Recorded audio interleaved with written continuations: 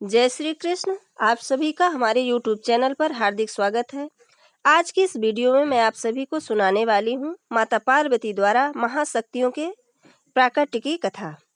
महाशक्तिमयी शिवा ने सुना कि अकेले ही शिवानंदन पर असंख्य वीरों ने शस्त्र प्रहार किए और वह बालक अकेला ही अविचल भाव से उन सबका सामना कर रहा था। वे अत्यंत रुष्ट हो उठी। उन्होंने सोचा, एक छोटे से बालक पर ऐसा अत्याचार, उस निष्ठावान वीर पुत्र की मुझे अवश्य ही सहायता करनी चाहिए। ऐसा निश्चय कर उन्होंने तुरंत ही दो महाशक्तियों को प्रकट किया।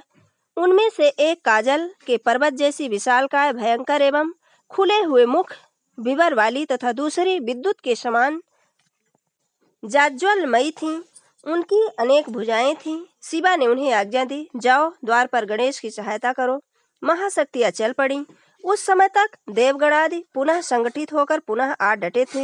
यह देखकर दोनों शक्तियां सक्रिय हो गईं तथा प्रथम शक्ति देव गणादि द्वारा छोड़े गए आयुधों को अपने मुख में लेती और फिर उन सब पर भीषण अस्त्रों की वर्षा करने लगती।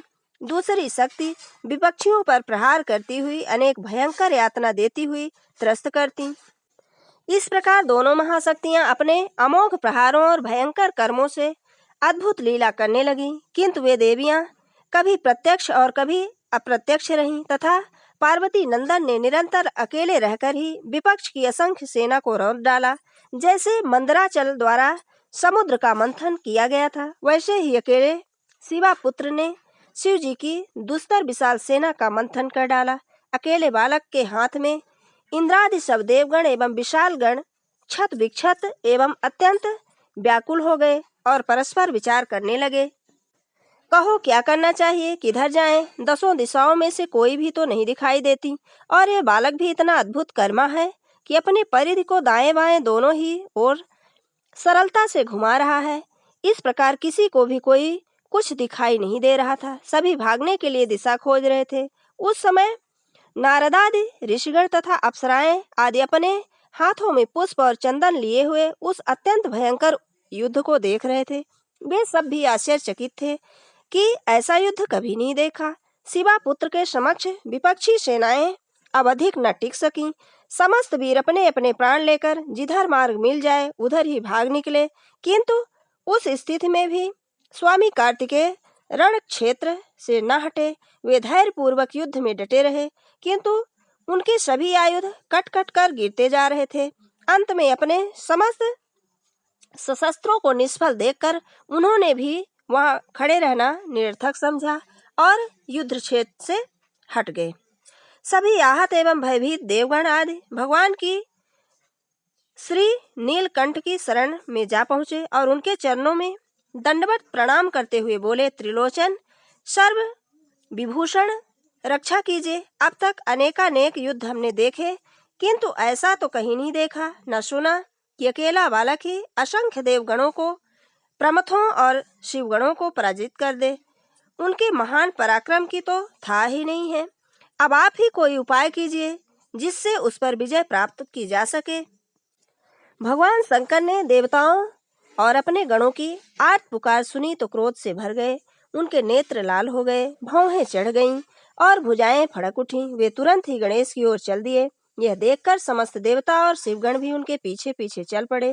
देवताओं ने शिव जी को युद्ध के लिए तत्पर देखा तो उनके पावन चरणों में प्रणाम करके पुनः युद्ध में कूद पड़े। इस बार भगवान विष्णु भी गणेश जी के सम्मुख जा पहुंचे। युद्ध आरंभ हुआ तो गणपत के दंड प्रहार से व्याकुल होकर युद्ध से हट गए।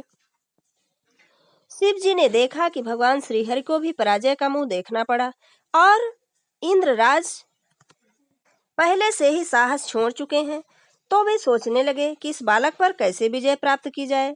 धर्म युद्ध द्वारा तो इसका बस में आना कठिन है, इसलिए इसके साथ कोई चाल चलनी पड़ेगी। यदि यह मारा जा सकता है तो केवल छल से ही, अन्य कोई उपाय संभव नहीं है। ऐसा निश्चय कर शिव जी अपने विशाल सेना के मध्य जा खड़े हुए। उनके संकेत से भगवान विष्णु भी वहीं आ गए। संगीत का वातावरण बना जिसमें शिव गणों ने नृत्य आरंभ कर दिया। तभी विष्णु बोले, नीलकंठ आप यह तो मानते ही हैं कि इसे छल किए बिना मारना संभव नहीं है, तो मैं इसे मोहित किए देता हूँ, बस तभी आप इसका वध कर देना। शिव जी ने विष्णु भगवान का सुझाव स्वीकार कर लिया। त्रिलोकीनाथ श्रीहरि के विचार को पार्वती जी की दोनों महाशक्तियों ने जान लिया और वे गणेश जी को अपना पराक्रम प्रदान कर वहीं पर अंतर ध्यान हो गईं। इधर भगवान विष्णु शिव जी का स्मरण करते हुए गणेश जी को मोहित करने लगे। तभी शिव जी ने अपने हाथ में त्रिशूल उठाया और प्रहार करने को हुए। तभी गणेश जी ने अपनी महिमामयी माता पार्वती जी का स्मरण कर शक्ति प्रहार किया। वह शक्ति प्रबल वेग से जाकर लगी, जिसके कारण भगवान शंकर के हाथ से त्रिशूल छूटकर दूर धरती पर जा पड़ा। अपने त्रिशूल की यह दुर्दशा देखकर दशभुज शिव जी अत्यंत क्रोध से भर गए। उन्होंने अपना धनुष संभालने का प्रयत्न किया। जब तक सरसंधान का प्रयत्न किया गया तब तक तो श्री गणेश जी अपने परिध का तीव्र प्रहार किया। इस प्रकार उनका वह धनुष भी दूर जा गिरा।